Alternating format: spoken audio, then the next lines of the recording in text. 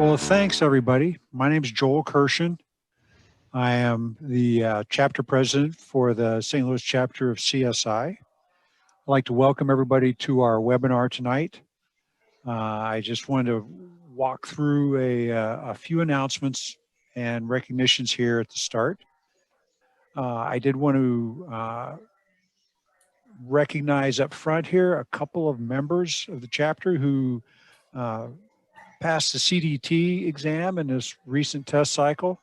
There is Joel Hall, who is a architect and associate professor at Lewis and Clark Community College over in Godfrey.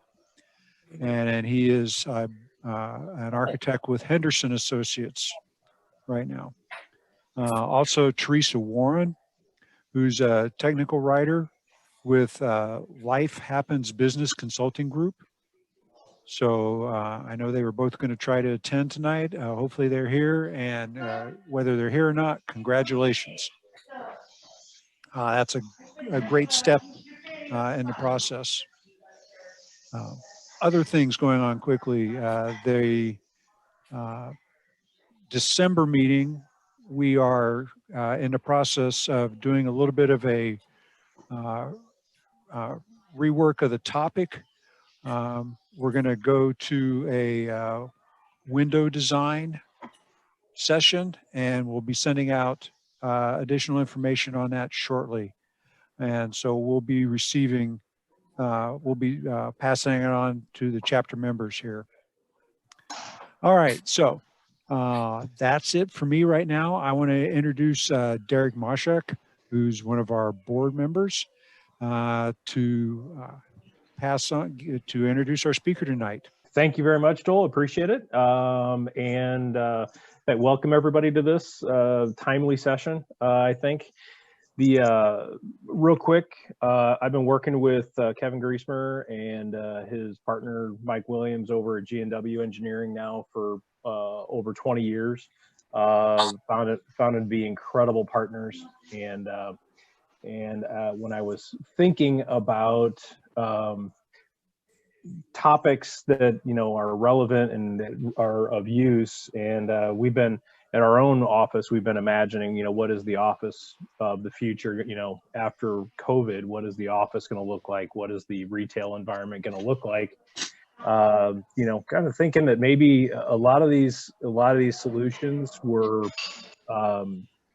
engineering driven, electrical and mechanical, and basically started having a conversation with Kevin about it, and thought that conversation would be good to open up more broadly, because I know a lot of people are investigating and looking into it, and he's experiencing all these questions and these solutions on a daily basis. So with that being said, they're do every kind of project you can think of: industrial, office, retail, healthcare, education, multifamily, across 46 states and DC. So with that, I'm going to hand it off to Kevin and let him kind of complete the introduction and dive into this actually surprisingly interesting topic. So thank you. Thank you, Derek. Appreciate it. And I want to thank the board for allowing me to present tonight. So let me get started. I'm going to turn my video off so that I can concentrate on the presentation. So topic is the cleansing technology, the mechanical electrical solutions.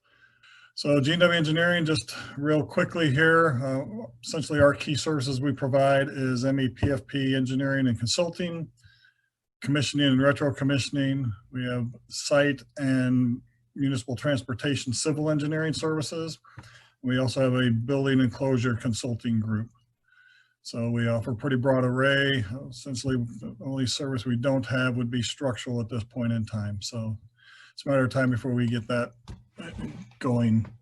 So the cleansing technology, COVID-19 spurred some advances in proactive technologies and strategies, essentially to help clean surfaces and the air within buildings. I'm going to show a little video later on where it's kind of amazing, but the air inside of your buildings is actually dirtier than the air outside of your building. So we need to find new technologies that are going to implement these technologies into the systems in the building and make them a part of the everyday practice of building operations. So recent statistics that we've seen, of course, you know, it's everybody knows we've got the safer at home order that's come out in St. Louis County, and we're seeing, again, record numbers of testing positive. Fortunately, we're not seeing the record numbers of deaths that are associated with those positive tests. So we're, the treatment is getting considerably better, but we're still seeing it. And it's increasing, so it is a cause of concern, and for everybody needs to be safe and practice their safe practices and social distancing, washing your hands. And of course, in the Post-Dispatch today, a new study shows mask mandates in St. Louis County drastically reduced the virus. But then there was another report that came out of, well, it wasn't the Netherlands today, but that surgical masks don't really have any effectiveness whatsoever. So, you know, everybody has their own opinion on wearing a mask, but it's a good idea just to practice, you know, as a safe practice to wear your mask when appropriate. The main issue is the pathogens that cause the infectious diseases. They're spread from primary host to secondary host via several different routes. These being typically through infectious aerosols. And so for other diseases, the route of transmission is uncertain, but we know with COVID that essentially it's passed through with infectious aerosols. The risk of the pathogen spread is, you know, a number of ways that people can be exposed, both, you know, positively and negatively by airflow patterns in the space, but it's created by heating HVAC systems. So, and also ventilation exhaust systems. So it's the air movement in the spaces that cause these airborne pathogens to transmit throughout spaces. The pathogen dissemination through the air occurs through droplets in the aerosols, typically generated by coughing, sneezing, shouting, breathing, toilet flushing, some medical procedures, singing and talking. So everything we essentially do inside of a space is disseminating these droplets throughout the space. And so the majority of the larger emitted droplets are drawn by gravity and land on surfaces within about 3 to 7 feet from the source. But there's also a lot of smaller aerosols that will stay in the air for, you know, a considerable amount of time, up to sometimes 41 hours. So they can float around there. I thought this is an interesting screenshot. You know, the droplets can stay in the air based upon, as long as there's movement, and they float along, and then they will eventually drop themselves to a surface or onto a person as they are going through the space. Practical implications for building owners, operators, and engineers. You know, even the most robust HVAC systems cannot control all the airflows within a building. And so we can't completely prevent the dissemination of these infectious aerosols or the disease transmission by droplets or the aerosols. The HVAC system's impact, of course, is dependent upon the source location, the strength of the source, and the distribution of the released aerosols and those, you know, droplet sizes. And so the air distribution throughout the building, the temperature, relative humidity, and filtration all have an impact on the readily transmission throughout the space of these aerosols. There's multiple modes, you know, of which these transmission can occur. So thus the strategies we need to develop or for prevention and risk mitigation require collaboration among, you know, designers, owners, operators of these facilities, and the industrial hygienists and infection prevention specialists. So we look at the strategies, essentially 4 strategies to strengthen the air quality in the building. The first strategy is the building operation changes. Second strategy would be to manage the relative humidity in the space. The third strategy is to capture the airborne virus particles. And the fourth strategy is environmental disinfection. So with the first strategy, we ensure that the HVAC systems are properly maintained and filtrated, particularly in buildings that have been closed for a period of time. You look at it from the standpoint, the solution to pollution is dilution. So looking at increasing the amount of outside air, one of the solutions, you know, outside air can dilute the toxins circulating in the interior spaces. You know, to the extent possible, we want to increase the outside air, whether it's through mechanical or natural means. Well, the area that we live in is, of course, is not conducive to having the windows open all the time if your building even has operable windows in it. So unless, the outdoor temperatures are too warm or too cold, the buildings must be flushed out. One of the strategies is of course, flushing the building for a 2-hour period before and after the building is occupied on a daily basis. So, part of this short-term consideration is that, we want to look at all the service calls and the service tickets on the HVAC equipment for the past 6 months is a good strategy. Then going through the building automation system, checking for alarms or overridden set points or locked points, ensuring that the building automation system is operating properly and controlling the systems and allowing us to properly ventilate the spaces. And then we also want to consider reviewing troublesome pieces of mechanical equipment. All this has really put an emphasis on the equipment operating properly and ensuring that the total system is operating properly so that we can control the conditions within the building. Strategy number 2 is to manage relative humidity, which, essentially dry air, something below 40% relative humidity can reduce a healthy immune system function. And it increases transmission of these airborne viruses throughout the space because it allows it to stay there and float. Typically, if it's a little more, have a higher relative humidity, can knock those airborne viruses down and they will fall to the ground and then eventually die off. And so it diminishes the effectiveness of hand hygiene as well and surface cleaning. So for optimum air quality, we want our relative humidity to be between 40 and 60%. Problem with that is extensive humidification is both energy intensive, it's costly, and it's difficult to retrofit into existing systems. There's been some experts advising to concentrating efforts in select spaces where, there's large groups congregate. The problem with that is water is miscible. So unless you have vapor barriers, the water will eventually dissipate and mitigate itself into other parts of the facility.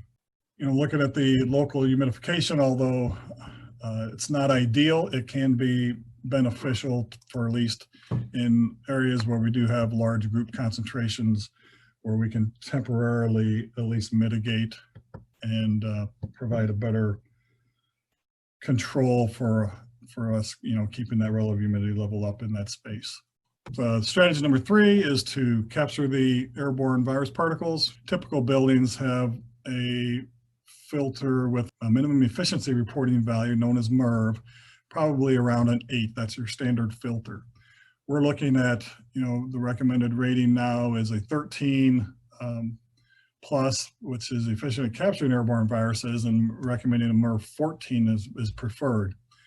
Then to go to a greater extent, you have HEPA filters, which is high efficiency particulate air filters, which are 99.97% efficient. The problem that we have as far as filters is a lot of these filters are larger than what will fit in the existing racks. And so there's modifications that need to be made in the systems in order to, get these filters installed, especially if it's a packaged rooftop or if it's a built-up air handling system and the rack is sized for a certain type filter, whether it's a 1-inch or a 2-inch filter, 2-inch pleated filters. But some of these filters are considerably larger than the 2 inches. So those are things that need to be taken into consideration when we are, that will have to be evaluated when we look at upgrading to the higher MERV filters. So strategy 4 is environmental disinfection. Essentially, there's 2 types of technology which we can utilize for this. One is ultraviolet light energy in the UVC range, and then bipolar ionization systems, otherwise referred to BPI. There's a range of options for quickly adapting buildings' mechanical systems to improve the air quality. Things we essentially want to do is conduct a thorough asset inventory of the mechanical systems, ranging from fans, boilers, pumps, air handling systems. And then we want to go back and test and balance the system so that we ensure that we have good ADPI ratings in our ventilation system, where we're moving the air properly throughout the spaces. And a lot of systems, ADPI came around a few years ago, which we are designing all of the spaces towards today. You have to meet a certain ADPI number in order for it to be an acceptable ventilation for that space. that would have to be reviewed and analyzed because a lot of the older systems weren't necessarily designed taking that into consideration. Again, looking at the programming of the system, and consider initiating flushing sequences and modes of operation where we can maximize outside airflows. We'll address that or look at that a little bit more in depth later, just so you can see the impact of what increasing the outside air does to a system. So then we want to review the humidity levels in the spaces. One of those is things to take into consideration is eliminating the demand controlled ventilation. And what that does is based upon air quality, it will adjust the outside air introduced into the system based upon that air quality. If you're at a certain threshold, it'll lower that. And essentially the benefit of that is that we do realize energy savings, because really the major cost of operating your system is treating that outside air, because you're taking raw outside air and then you're bringing it down into space conditions. So it's very energy intensive to do that. So then, look at, again, changing the filters to MER 13 or better, and then evaluating areas that might benefit from environmental disinfection strategies. And this is, based on health department recommendations and manufacturers and ASHRAE information. So getting into the, one of the beneficial outcomes of this is that we are looking at the designing of our buildings to take more of a standpoint of adopting the well building standards and looking at, different ventilation strategies and being more cognizant of providing healthy spaces within our buildings. So hopefully it will speed up the adoption of these practices in our industry and make that be something more of a consistent or a normal basis as opposed to the exception. So when we increase the ventilation in a building, what we have to look at essentially is how that impacts the existing system, because the systems that we design are designed for certain parameters based upon, the occupancy. We size the systems for the ventilation of handling the number of occupants under the original design. And over time, buildings, shift uses. And so we have to take all this into consideration. And so when we introduce more outside air, it has an impact on that existing system because it was designed under other conditions. So some of it is, increased resistance. If we increase that outside air, it's going to have some more increase on the pressure differential in the system. And then, so there's a higher resistance to the airflow, which of course utilizes more fan energy. And so there's some cost impact with that. Here's another, I thought this chart was really good because it shows you the impact of adjusting the amount of outside air. Essentially, we would say that the minimum amount of outside air or standard design is around 20% outside air. So with this, the total capacity at 20% is about 541,000 BTUs. And if we just double that to 40% outside air, then that increases our load to 671,000 BTUs. So that's a jump of almost 10 tons in capacity requirements. So it does have an impact on the operation of the system. And so that all has to be analyzed and taken into consideration to see if the system's even capable of properly conditioning that additional amount of outside air. So I've got a little video here I want you to see. This is an example of a UVC system. I'm sure that people in the healthcare industry, if you have, you've been in a lot of hospital facilities, that you will see these hanging on the walls. Since the 1940s, schools and hospitals have used ultraviolet UVC energy to destroy bacteria and reduce infections. In the early 1900s, scientists discovered that germicidal UV energy breaks down the chemical bonding and scrambles a microbe's DNA, leaving the cells dazed and confused. Unable to make little germ babies, infectious pathogens can't assemble their traditional disease-causing armies. although some viruses are stronger, and some bacteria have outsmarted antibiotics, none can withstand Mother Nature's own germ remover. One popular means of killing airborne germs began in the 1940s and creates a germicidal zone near the ceiling. As germs are generated through coughing, sneezing, or even talking, contaminated air is lifted into the germicidal zone, where germs are destroyed in seconds and left unable to reproduce or infect anyone. Research shows that UVC energy stops up to 99% of all microorganisms, depending on the germicidal dose and a microbe susceptibility. The Centers for Disease Control and Prevention recommend UVC to protect against airborne viruses. These germicidal fixtures patrol a room's air around the clock and throughout the year. And since UV energy is overhead, room occupants are safe to go about their normal business. By eliminating airborne allergens, bacteria, and viruses, upper room UVC fixtures stop infectious pathogens. They're perfect for emergency rooms, intensive care units, nursing homes, doctor offices, or anywhere groups of people congregate. Okay, quick recap. UVC destroys bacteria and scrambles germ DNA, leaving cells unable to reproduce. Upper room UV fixtures installed near a room's ceiling patrol the air you breathe 24/7, 365. The CDC recommends UVC to reduce airborne viruses. Mother Nature's own germ remover helps inactivate or kill the majority of exposed pathogens to halt disease transmission, so people are safer and healthier.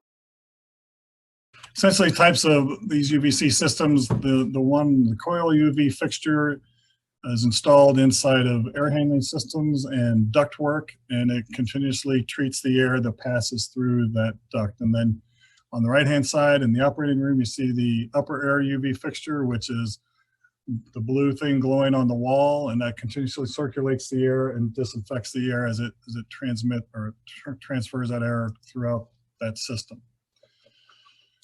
Some other types of UVC, we have panel lights that have circulation through them and have disinfecting lamps inside of the light fixture as it circulates around. Some of the cool stuff coming out, we now, you have these face recognition thermometers that as people enter into the facilities, it will take their temperature and also records that. We have disinfecting robots that will go around, and whether it's through a UVC lamp or they have also atomizing disinfection robots, which travel throughout the space and spray disinfectant throughout the air. And then another thing, we have the door frame body temperature detector. So at all the access points, you can monitor people coming and going and ensuring that they are running normal temperatures and are not being symptomatic. So there's a couple types. There's the louvered UVGI for the low ceiling applications, or lower, with lower ceilings, and then you have the upper open for ceilings that are over 9 feet, and so they operate a little differently. The louvered, of course, if you're exposed to UVC light, that is it's essentially sunlight, so you can burn yourself, especially if you expose it to your eyes. So you have to be very cautious and keep that protected and out of visual sight lines for people in space. And then the chart on the right just shows a general ranking of bacteria and spores that are within the UVC spectrum, how they're treated and which ones are more susceptible or less susceptible to being killed off by the UVC system. Now I want to play this bipolar ionization video as well. Have you ever heard someone say, "Let's go inside to get some fresh air"? Probably not, and it's for good reason. On average, we spend 90% of our time indoors. But according to the EPA, indoor air is often 2 to 5 times more polluted than outdoor air. In fact, many of the buildings we occupy could be harmful to our health without us ever knowing. Hidden molds, Off-gassing from chemicals or furniture, and even people are just a few of the sources that degrade indoor air quality. So it's no wonder we go outside for fresh air. Outdoors, naturally occurring ions are everywhere and are constantly working to clean the air. Ions are created with energy from rushing water, crashing waves, and even sunlight. Unfortunately, the concentration of these naturally occurring ions is much lower indoors, where particles are often suspended in the air. These particles can include dust, dander, pollen, smoke, and even pathogens such as mold, viruses, and bacteria. The risks associated with inhaling bacteria and viruses may seem obvious, but even common dust and dander can cause respiratory issues, or worsen pre-existing conditions such as asthma and allergies. There's still hope for indoor air quality though, thanks to ionization. Our patented needlepoint bipolar ionization technology safely introduces ions into the airstream, using the airflow in your existing ventilation system as the delivery method. When these ions disperse throughout a space, such as an office or a schoolroom, they combine with particles suspended in the air. This creates a snowball effect in which particles of opposite polarity begin to cluster together. As these large clusters pass back through the HVAC return, they're easier to capture in the filtration system. Our cleaning process is also effective against pathogens. When contact is made with ions, it disrupts many pathogen surface proteins, rendering them inactive. Other common indoor air pollutants include VOCs, or volatile organic compounds. There are hundreds of types of VOCs that are created by common household items, such as cleaning chemicals. Ionization is effective at tackling VOCs as well as odors, such as those lingering around nearby trash. Through our patented technology, VOCs and odors are broken down into basic, harmless compounds, leaving the air smelling more fresh and clean. You can also feel confident knowing that, unlike many other products, our ionization cleaning process will not introduce ozone or other harmful byproducts into the air you breathe. Today, our technology is trusted to safely clean the air in hundreds of thousands of installations, including offices, schools, airports, hospitals, and other community spaces around the world. So now we can stay inside to get some fresh air. The whole intent behind the videos was to expose you to a new technology, at least the new bipolar ionization technology. It's been around probably for about 10 years now. I actually installed it in my house to deal with my son's allergies, which it handled those very well, and he hasn't had any issues, especially indoors. So it's worked very effectively for me. It's still, as far as it's a new technology from the standpoint of our industry, and there's still, the judgment is still out on it as far as being effective. And they actually did, when COVID came in the spring, they had run some tests, and it was, at least in the laboratory, proven to be 98% effective. So from that standpoint, it's very promising, but the jury's still out, so we have to wait and see what some of the final field testing results in. So for the bipolar ionization system, it's pretty simple. You just install this in the air handlers. I know that based upon the amount of airflow throughout that system will determine the type of ionization device that you use.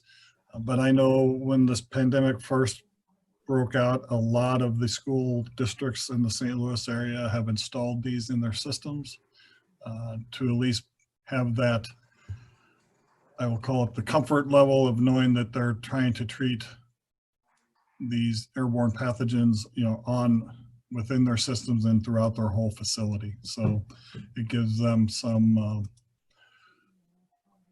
a secure feeling in knowing that they're treating the air and eliminating these pathogens in the air.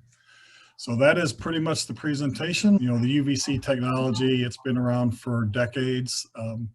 It kind of comes and goes as far as its popularity.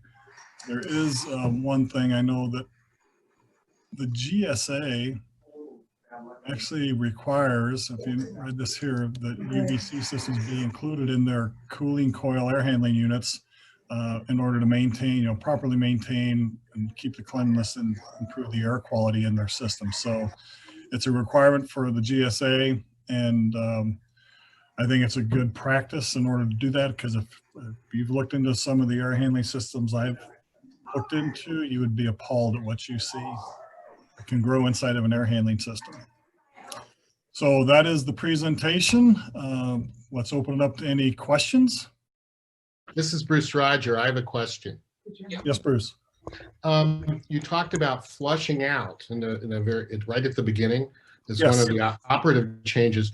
So can you take me through that? Because it seemed like later on you said, okay, the air handler can't handle that increased outside air. So could you talk about what does flushing out mean in terms of how your whole system works?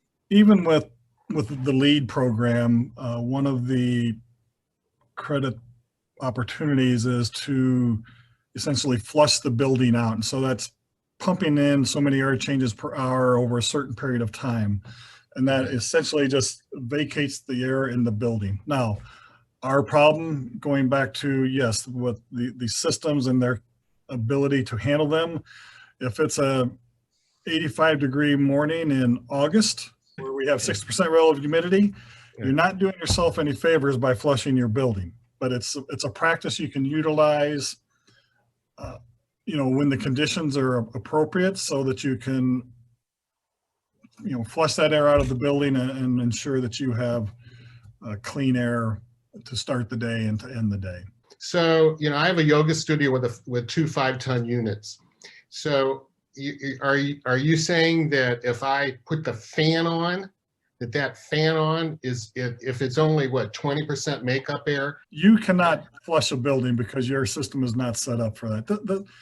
The flushing of the building is more when you have a building automation system and you have custom air handlers or packaged rooftop units, or can be controlled so that you can close your return air damper, open up your outside air damper, and just bring in essentially 100% outside air. To be clear, these are rooftop units that I have, but you're Yes. saying that you need some additional kind of way to block so the only outside air is coming in. Correct. And you don't, with I'll call it a light commercial rooftop unit, you will not have that controllability. Yeah, I understand. So then there's a second issue here, is my return areas are near the floor, not near the ceiling. So if you look at that UV, it was on the wall near the ceiling. How does circulation work then if your return air is near the floor? Because most commercial are up near they're in the ceiling basically. So are your supplies in the ceiling? Supplies in the ceiling, yeah. Okay, so I mean, you're eventually turning that air and it's rolling from high to low, which is Right. actually better than having a return in the ceiling as well. You're at least moving that air throughout the space. And that's really the crux of the ADPI, which I had mentioned, is having good distribution through your space. If you have a low return and high supplies, then you're going to get better distribution in your space. Okay, can you explain why that works in terms of COVID? I did it for that reason. I had to fight the contractor to get low return airs. But the reason I did it is because in yoga, you're on the floor. Right. You're not sitting in a chair, and if you're standing up, there's stratification. If you're on the floor, you don't get the warmth down to the floor until you put the return air onto the floor. Correct. So how's that going to then react with this whole thing of COVID, then the aerosols sinking to the floor? Well, then it should move those through the system and they should get trapped into the filtration system in your unit. I read a restaurant study where every diner downstream was infected, and every diner upstream was not infected because it was outside of the airflow. So if a student is near the return air on the floor, that means it's all the infected air is coming towards that particular student. Isn't that so? That is correct, yes. How would you then conduct the class or arrange the people in the room to avoid that type of problem if you have if you have return air near the floor. I would keep them away. Well, I had Keep a them little- away from the I had to return. start- the person you don't like, put them down by the return, but I couldn't say that. That's a good idea. I think, But no, it's just, dead customers don't pay. That's the problem. it's true. No doubt about that. So no, if you could arrange the room, of course, socially distancing and keep Right. it so that there isn't anybody downstream. I'm not sure, based upon the configuration. Well, I've got a lot of windows. But now we're in the in the heating season. Typically I would put everyone near the window and then away from the return air, which is on the other side of the room. Okay, and that is your best option. That's the best you can do. I do have a question. This actually ties a little bit into maybe the previous question, but the bipolar ionization. It sounds like that actually helps with pretty much anything in the air, any particulates, whether it's dust or volatile organic compounds or a virus, what have you. Do you, and I don't know if you have this information, when that things kind of clump together, and I think that, helps with the filtration, if I understand it correctly. Yes. It also causes them to kind of sink. They get heavier and bigger and they kind of sink. They attract to surfaces is essentially what happens. And so it gets it out of the air. I know that in my house, after I installed them, it was considerably cleaner. Mm-hmm. As far as dust particles, everywhere. It's just, so it attracts them and gets it into the filtration system as opposed to on the surfaces throughout the house. Now, are those units that are more readily able to be installed in existing systems? Yes, as you could tell, they're pretty small. Mm-hmm. It's not like if you had a UVC where you had to, you essentially have to get into the system and install them, whether it's in the ductwork or before your coil. So these are I'll call them less invasive. And it's a matter of, they're pretty simple installs. A lot of my people here in the office have put them in their home systems as well. Because of, the exact thing, whether it's the allergens or just the dust and dirt and dander particles that typically float throughout your house. Where did you put them? In the air handling unit. So that means in the return air itself? It's essentially by the blower motor. Inside the furnace. Inside the furnace, yes. Okay, so the return air has already come back, and then it's just like another filter, really. It's not a filter, but it charges the particles so that they attract. No, I'm not talking about that. I'm saying it's the same place that your filter would be. Essentially. Yeah, because it's taking return air, it's making sure that whatever the makeup is not then polluted, just like a filter would do. Right. Yeah. Okay. Thank you. Well, it supplements the filtration system as well. No, I understand that. Okay. In lead, one of the things that was driving getting all the air ducts completely sealed up and keeping the drywall dust and everything else out of the construction site was the ability for this dust and everything in St. Louis with allergens and everything else into the system that stays in the system almost forever. And that was one of the reasons that LEED pushed real heavily to say in our construction sites, we needed to close up all the ductwork, seal it up and make sure it's clean during our construction process.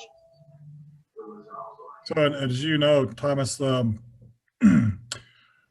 what is one of the last things that's getting done during construction?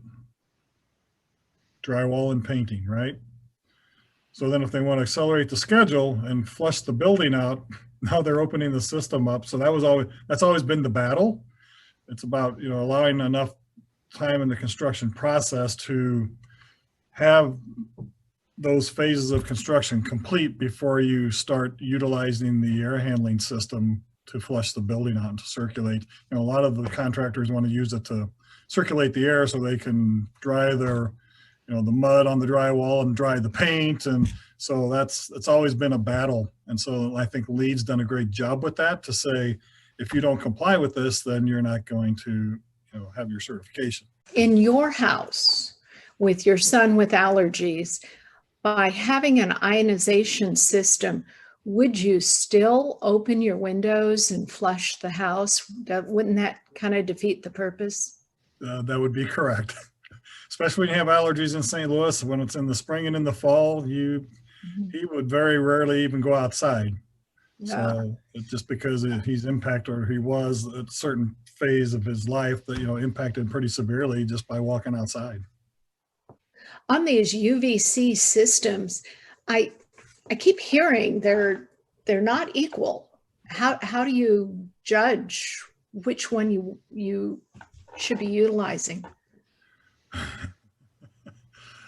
What do you mean by they're not equal? Just so I can clear up what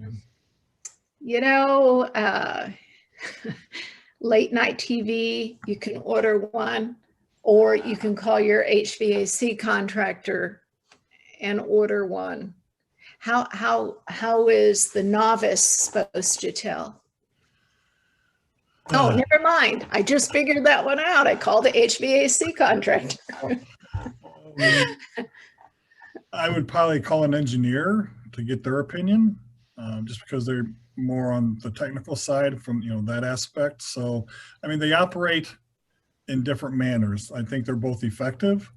The UVC is better, or it's more, I don't want to say more effective, but its main function is to kill the pathogens, right?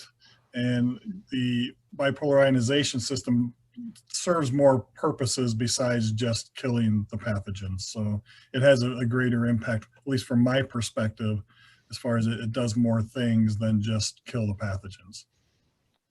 Are you hearing more from architects and clients about these types of systems outside of the usual suspects?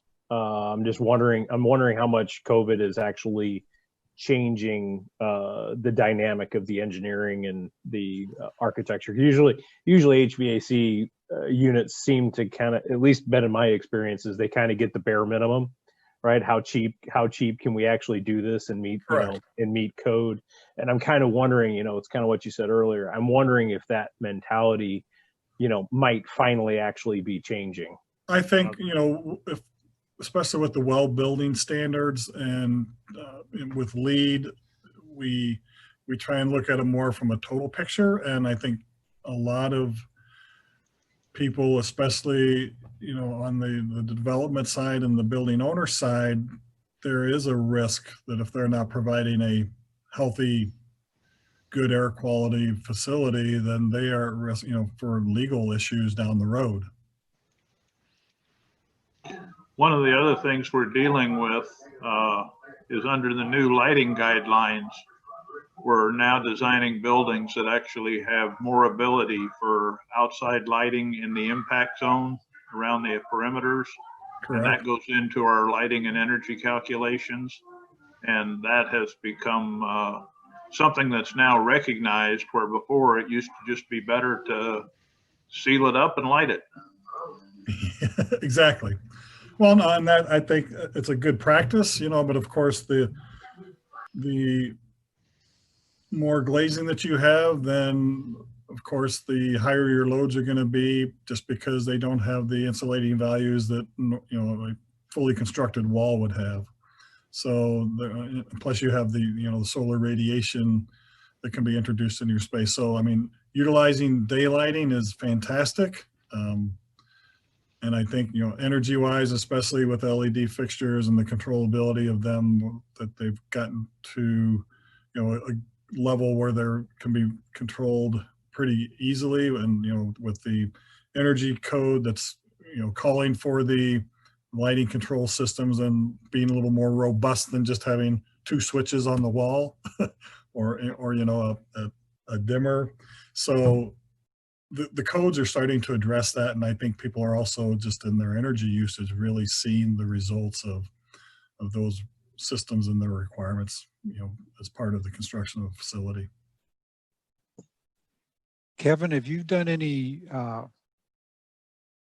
research or kind of done any look at some of the relative cost impact of, say, a UVC system and the energy required from the cost and energy of a UVC system versus simply, going to a higher MERV system or a HEPA filter system, but then the trade-off of, when you put in a HEPA system, you suddenly your impact on the motor and the fan design is there. So you're having to oversize things because now you have a lot more resistance moving through that filter that you have to push through.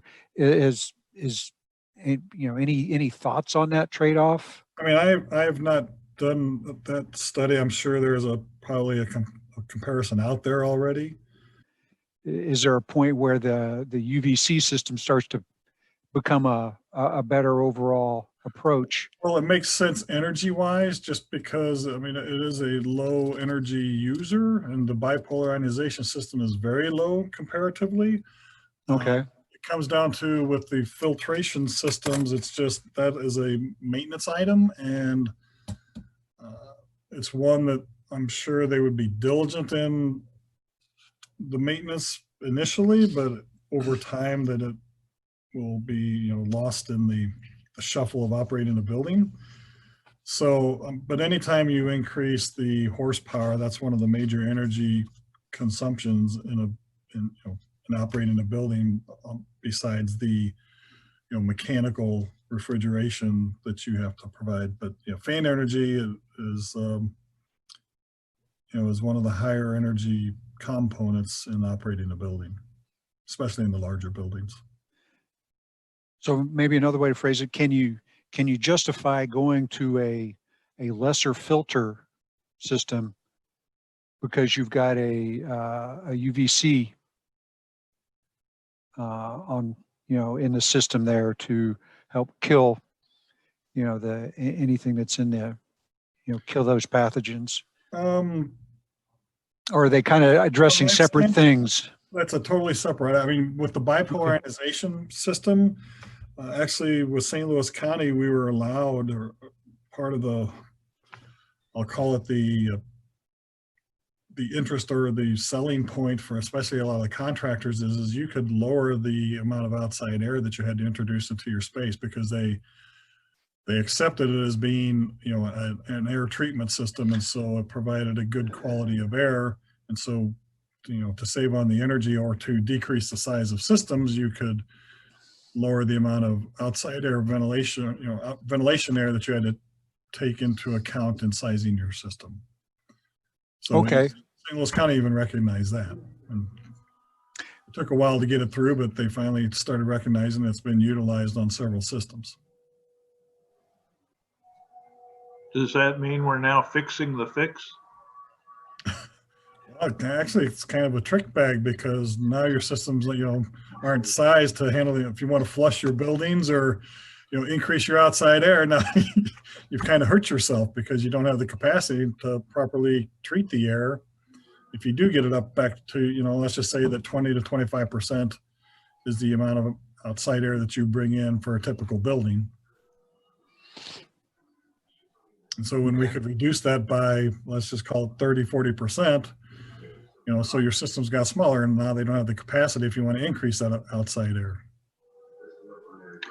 You can get the capacity, you just got to pay for it. Yes, you have to supplement your system, that's for sure. It was one of the things that I learned pretty quick when I was doing my research on all these different options is, and we were looking at this for our own office, so it was like this quick hit exploration. We realized really quickly, do not try and do this stuff yourself. You have to get a professional involved, because there's all these if thens, and we talked about the bipolar ionization that improves the filterability of the air. Well, now you have to actually change out your filters more often, so you have to change those regimens, and you can't just do one thing. There was no quick fix. You could actually get yourself into trouble, like the humidity thing that you were talking about. you could actually get yourself into trouble by putting too much humidity into the air at the wrong time of the year. And let's say your building's old, and the next thing you know, you're growing mold inside of your walls because you didn't look at the problem in totality. So that was one of the things I really wanted to have an engineer here to answer these questions, because man, you can get in trouble real fast if you're not careful. One of the things that I noticed when I was looking this stuff up was the BPI people say, oh, you know, you want to use us because you don't have to change light bulbs every year. And that whole question of like Derek mentioned, changing filters. What is the sort of maintenance on this? Is one system better than the other? What does the building owner really have to look at in terms of long-term maintenance? I would say with the bipolar ionization system, you would, instead of changing your filters quarterly, you may probably look at changing them, or at least looking at them, inspecting them once a month. With the UVC system, it more kills them and they fall down, so it doesn't impact the filters as greatly as the bipolar ionization system does. It also keeps your coils cleaner, and keeps the sludge from accumulating in your drain pans, which is also another source for fungi and other things getting into your airstreams. What about changing light bulbs? Well, that is part of the UVC system. It does operate with lamps, and so they have I would say, over the years that I've been in this business, when you start looking at some air handlers and you see the old systems there, but it becomes a maintenance issue and people stop taking care of them. So it's only as effective as if it's well maintained, just like your car. You got to maintain it and take care of it. Otherwise, it's going to stop running on you. And out of sight, out of mind is really how it is. It's inside of an air handler. So unless you're a serviceman looking at it every year, or unless you have a maintenance agreement where a couple times a year you have a contractor come in, it's eventually going to be abandoned in place. I wanted to ask, is it practical to have both systems, the bipolar ionization and the UVC, on the same HVAC system? It's very possible. That would be the best of both worlds then. So they wouldn't combat each other. They'd actually complement each other. Okay, thank you. So you brought up the maintenance on the bulbs on the UVC systems. In it's a broad question, but in general, is that something that you've seen, annual replacement, 2-year replacement, 6-month replacement? Do you have any anecdotal evidence for us on that? Now that we're getting, they're really close to having the LED lamps in this wavelength, in the range. So, I mean, when you're talking 30 to 50,000 hours for a lamp, that's better than the 5,000 to 7,000 that we used to see, in the fluorescent lamps. So, Okay. The maintenance will be required less often, but you still have to check them and they have to be maintained regardless. Right. The units that you show on your screen actually are all LED, and you're right, that's pushing it up in the 30 to 50,000 hour, which is typically 5-year. So you're right. Just check them when you maintain the rest of the unit. Correct. It still has to become part of the maintenance program, so at least they're checked to ensure that they're operating. All right. Well, does anybody else have any questions for Kevin? Or I have a question. yes. So how much money are we talking about, like for my studio, which is 1,000 square feet in the big studio, and you've got, what would be for using the bipolar or the UVC? Just as a ballpark, including the contractor fees and all that kind of thing. Right. I mean, the bipolar ionization system might be, depends on size, but say $1,000, $1,500 a unit. But the thing with the UVC is you do have to bring additional power in. And so that's one of the additional expenses that you would see. So that might be closer to $2,000. by the time you get an electrician involved. Does it require a separate circuit? Some of them do, yes. So it sounds like it's got a lot of draw if it really requires a separate circuit. Yeah, I mean, the LED fixtures have definitely, or LED lamps, sorry, have definitely helped bring that down. Yeah. I had a screen pulled up earlier today where I was looking at the electrical ratings for them, and they're not near as bad as what. Bruce, are you running 50% humidity with your bamboo floors and everything, or? I don't know what the humidity is. I mean, either the windows are open or it's closed. And in terms of the ventilation, I really haven't changed it. And I'm not holding classes either. I basically closed for the duration of the illness. So these questions are somewhat theoretical because I don't think it's safe to put people in the room. But I am interested in the principles. So in terms of humidity, I don't really know what it is. But your point is it had to do with the safety being in that zone of not too humid or not too dry. Is that your point? Correct. Yeah. I was down as low as 34% on one of my buildings, and it has a scrubber and a UV filter and a humidistat all put together in the unit. Now it's residential, so it's a third of the size of your building, but it actually was I thought it's like you're going to do something anyway, and I was interested in the UV, and they only made it in that size, so rather than getting outrageous, I just put in a residential unit. The UV that they put in the scrubbers is actually about 4 times brighter than the UV if you just went down and bought a UV bulb and put it in a fluorescent fixture. And so they're saying don't expose that to your people light-wise in your eyes. So it's actually contained completely in the unit. Okay, well, I want to say thank you to Kevin. You know, a lot of good information there, a lot of interesting information, things to chew on, things to make the decision process a little more difficult because we have to figure out what the heck's going on, but that's okay. We can, you know, try to have educated answers at that point.